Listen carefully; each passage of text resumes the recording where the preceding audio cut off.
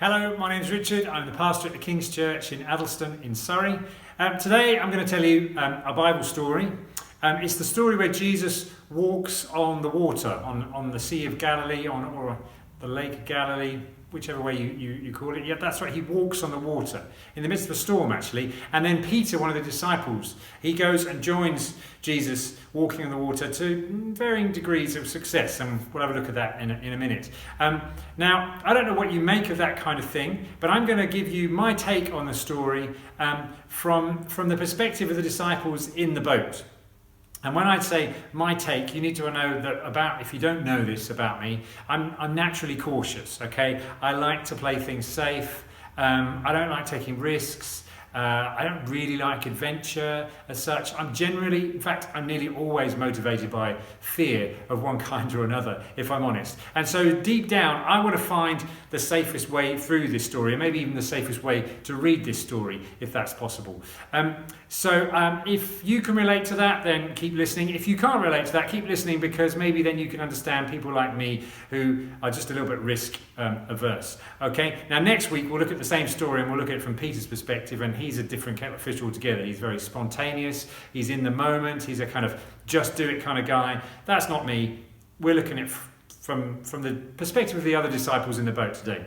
So anyway, the disciples are in this boat, okay, and the wind is against them on the Sea of Galilee, and the waves are pretty choppy. It's hard work, it's hard sailing, nothing too alarming, not particularly dangerous as such, but just hard work, hard slog.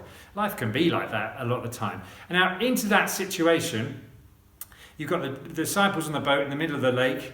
The Bible just matter of factly sort of says Jesus went to the disciples in the boat walking on the water, on the lake. So let's just imagine ourselves in the boat with the disciples, and they're looking and they're thinking, what is that? There's something walking towards us. I have no idea what it is. And you can imagine in the boat there was utter panic, fear, hysterical kind of shouting, screaming, what is that? Thinking, can we sail away from it? No, we can't, because the wind's against us. It's coming towards us like, panic, real panic. And when you're confronted with something that you've never experienced before, you haven't got any frame of reference for, and you've got no idea, it can be very frightening, right? I'm sure we've experienced those kind of things. And then into that moment, there's a familiar voice to the disciples, and they hear the sound of Jesus' voice saying, take courage, it is I, do not be afraid. Of course, who else would be walking on the water but Jesus, right? So these disciples, maybe they just kind of thought, yeah, of course, it must be him. Yeah. And you can imagine maybe the atmosphere dialing down a bit, and people sort of thinking, okay, we can just chill, we can relax, it's Jesus. We'll maybe just wait till he gets here and gets on board, and then we can maybe find out if there's a message to learn from this experience of him walking on the water, or maybe that was just the quickest way to get from A to B. Anyway, we'll just wait for him to get here. Let's just dial things down. In the meantime, let's just watch Jesus. He's like walking on the water. This is bonkers. Let's just take in the moment. Here comes Jesus. And then what happens next is that good old Peter, our mate Peter, nice one, Peter. He starts saying things. What? Hang on, Peter. No, what are you saying? No, shut up. Peter, keep quiet. What's Peter saying? Lord, if it is you, let me come to you on the water. No, I think we can just believe that is him. Nobody else walks on water, Peter. This guy must be crazy. Peter, he's out of his mind.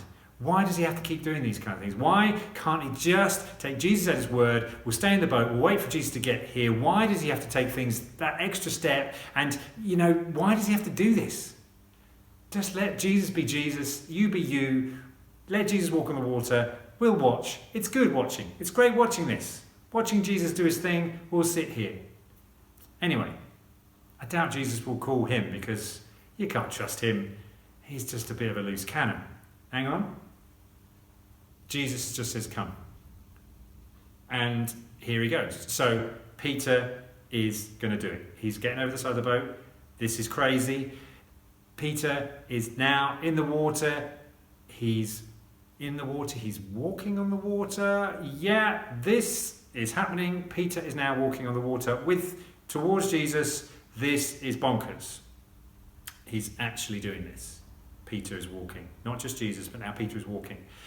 Right, it was a tentative start, if I'm honest. A little bit kind of, but then he got his confidence and he started walking towards Jesus. And, all credit to him, that's pretty good going. Well done, Peter. You've got to see this. Well, you can't because, anyway, I'll tell you about it later. He is actually walking on the water. Oh, hang on a second. No. Those waves are pretty choppy. And he's starting to sink a little bit. Oh, he's doing so well as well. And he's getting a bit lower. Okay, right. It's getting a little bit serious now. Getting properly serious. Has anyone got a rope or anything? We need to throw a rope to him, excuse me. And, he's shouting something to Jesus. Okay, yeah, we'll shout that as well. Jesus, can you save him? It's just... Okay, good, yeah, he's got him. Jesus has got him. Phew. Just sort of plucked him out of the water, just like that. Just managed to pick him up.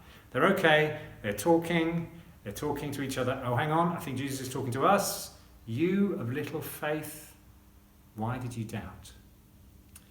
Come, they're in the boat. Watch out, it's a bit slippy. Hang on. Where's that wind gone? What's happened to the waves? They just literally stopped as Jesus stepped in the boat. Truly, this must be the Son of God. That's my view on the story. That's my kind of imagining of how it might have been for the disciples in the boat as they're watching Jesus and they're watching Peter and they're just seeing it how unfold everywhere and, bonkers story. Now, I think the disciples in the boat it was a familiar place for them, as we've said before. A lot of them were fishermen, so a lot of them were experienced on the water. That would have been a sort of place of safety relative for them because they knew how to sail, and that was a sort of comfortable place for them. And they were watching, if you like, what Jesus was doing from the safety of their comfortable place. And I wonder whether sometimes we could actually compare that with how we are as church. We sit in our pews, or we used to. Now you sit at home on your sofa or on your chairs, and we kind of watch the story unfold, if you like. We're struggling maybe a little bit. We're plodding along a little bit. The wind and the waves are sort of, bashing at our lives a little bit. But it's hard work, but we can get by. It's not too bad, and we can get on. And then out of the blue, Jesus does something. And either we don't recognise it, or we're freaked out by it, or both. And the kind of thing I'm talking about is, when the Holy Spirit starts to do something and we just have no frame of reference for it, or we're just not expecting it, someone gets healed, or someone starts to really just move in the Holy Spirit, or supernatural things, things you just can't explain. Or maybe somebody who's very different to us, just comes into our lives, somebody who's a bit unorthodox, somebody who thinks and does things very differently to us, and they challenge us by the way they do things and they describe things, and they experience God in a way that we're just like, really, is that God? And we're a bit conservative, aren't we? And we like to think that we have our sort of bit of church sort of tied down, and so we view these kind of things, when things like that happen, with a little bit of skepticism, a little bit of suspicion. We're a bit fearful. We don't want things to change, even if things are quite hard work in our lives. We actually find that comforting in a way, and we don't really want things to change. And our natural reaction is to stay in the boat, or stay in the church, or stay in the pew, or stay on the sofa at home, or wherever you are, and to wait, really, see what's going to happen. And we need to learn to hear the words of Jesus saying, "Take courage, it is I, do not be afraid." Because there's stuff that happens in the Christian life where Jesus does stuff and you think, whoa, wait a second, what is that? That's a new one. That's a new one to me. I've not experienced that before. And we need to listen and listen out for the voice of Jesus saying, "Take courage, it is I. Do not be afraid," says Jesus. We need to recognize when Jesus is working in situations that go beyond outside of our expectation or our comfort zone. And take courage, it is actually Jesus doing it. And do not be afraid. Now, often, when we recognise Jesus at work, the next thing that happens is that we think, right, I'm going to wait for somebody else to take any step of faith. Let's just hope there's somebody like Peter who's going to jump in the water and try this out for themselves before I get too involved. they can call on Jesus to ask Jesus to call them out of the boat, kind of thing. And you know, I'm not the one surely that Jesus wants to use me in this situation. It's somebody else. Must be somebody else who's called to that. Somebody with more faith than me. You know, Peter obviously had more faith or stupidity or one or the other, but he got out the boat instead of the other disciples. And usually in church life we're thinking there must be somebody else who will step up to this.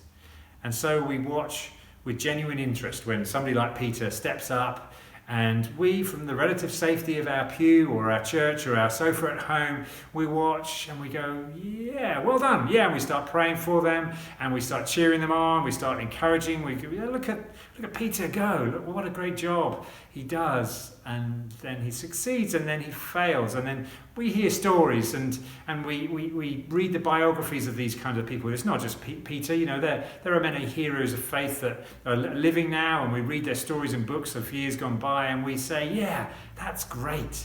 Isn't it amazing that that person did that? And maybe they failed as well. And, you know, from time to time, in amongst all of that, we hear the punchline in that story, and Jesus says to us, you have little faith. Why did you doubt? So imagine yourself as one of the disciples in the boat, or think on some of the stories of the people of faith that you've heard, people that you may know around you that do some wacky things for Jesus, or stories you've read in the past. And imagine yourself if you were in that scenario, or if you were in the boat with the disciples and that whole thing was replayed again. How would you react again now? Having heard the story, having heard it played out, having read the stories of faith of other people, how would you react now in that situation? Would you walk on the water with Peter? Would you actually say, hang on, Peter, now let me have a go this time? You know, I've seen you do this. I've seen you succeed, I've seen you fail, but I'm going to try it myself this time, and let's just give it a go. Or you may have heard stories of other people who have done wacky things for Jesus. Or it seems wacky to us, but actually in Jesus, they're actually quite normal things. But would you then start to step out in faith and do something similar yourself? Or maybe inspired by that story, you do something in a similar kind of manner. You know, saying, I've seen other people do this. I've seen Jesus work in other people in this way. I'm going to give that a go. And if I succeed, I succeed. And if I fail, I know Jesus will rescue me anyway. Or are you more comfortable just sitting in the boat and just watching other people give it a go? Sitting in church and watching other people give it a go, struggling along with the same old things in church, and then sort of cheering on those who are walking in faith. Here's the thing I take away from the story. I need to learn to recognize Jesus in what he's doing amongst the daily struggles of my life. I need to see the supernatural things that are going on around me when Jesus walks towards me across the water, and I need to hear that voice. Do not fear, it's me, kind of thing. And my challenge is to step out of this comfortable area where I am, and as one who's naturally fearful, to say, I'm going to follow you, Jesus. I'm going to try that. I'm going to walk with you in that. I'm going to boldly step out in faith and see if the miraculous and the supernatural might work through me.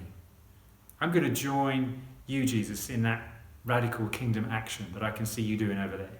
I'm going to join you, Jesus, and bring a part of heaven to earth. That may be saying a prayer for someone. It may be doing something that you wouldn't normally do, which is inspired by Jesus or by the way of faith. I don't know. I'll let you figure out how Jesus is walking to you on the water. But I just challenge us all to keep a lookout in your prayer and in your reading of the scriptures, to say, how is Jesus challenging me to leave the comfort of my boat or my pew or my sofa and to do something, to step out, to keep a lookout in your life for things where Jesus is working, and say, is he calling me to join in with him on that? And you may find yourself ending up walking on water. You may find yourself doing something like Peter did. And you may succeed and you may fail, but actually that's not kind of the point. It's actually just joining Jesus and being with Jesus in what's going on. So I pray, let the words of Jesus fuel your faith. where Jesus says to you, take courage, it is I. Do not be afraid.